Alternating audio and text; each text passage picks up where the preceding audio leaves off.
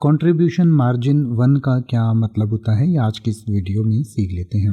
Contribution margin 1 को short में CM1 भी कहा जाता है और ये एक फाइनेंशियल मैट्रिक होती है, यानी कि कंट्रीब्यूशन मार्जिन 1 या CM1 is a financial metric that represents a company's gross profit after deducting variable costs from revenue.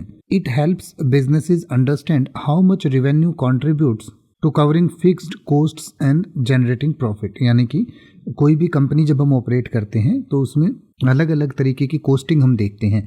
तो एक कोस्टिंग होती है जो वेरिएबल कोस्टिंग होती है, यानी कि हम जितना प्रोडक्ट ज़्यादा बनाएंगे उस हिसाब से वो कोस्टिंग बढ़ती जाती है, और एक बल्क में खरीदते हैं तो कहीं ना कहीं जाकर वो कम भी होती है। तो इस तरीके की जो कॉस्ट होती है, जो रॉ मटेरियल की कॉस्ट होती है या प्रोडक्शन की कॉस्ट होती है किसी प्रोडक्ट को बनाने की, वो कॉस्ट घटाने के बाद जो मार्जिन बचता है उसको CM1 कहा जाता है।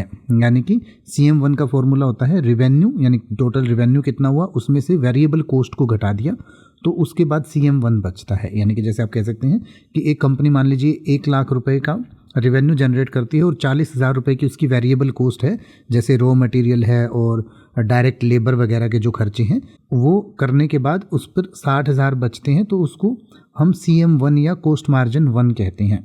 तो इससे हमें पता ये चलता है कि भाई अगर कंपनी बहुत ज़्यादा सेल्स को बढ़ाती है तो कंपनी के जो फिक्स्ड कॉस्ट हैं वो तो वही रहेंगे, जो वेरिएबल कॉस्ट हैं सिर्फ वो बढ़ेंगे। तो इस तरीके से जो है एक अंदाज़ा लगाया जा सकता है कि कंपनी आगे चलकर प्रॉफिटेबल होगी या नहीं होगी।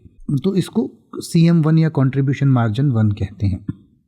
अब आप किसी भी वर्ड का मतलब हिंदी और इंग्लिश में YouTube पर सर्च कर सकते हैं, आपको मेरी वीडियो मिल जाएगी जिसमें आप बिना किसी फालतू बकवास के सीधा उस वर्ड का मतलब समझ पाएंगे। तो ऐसी ही वीडियोस को देखते रहने के लिए चैनल को सब्सक्राइब करें और बेल आइकन को प्रेस करें।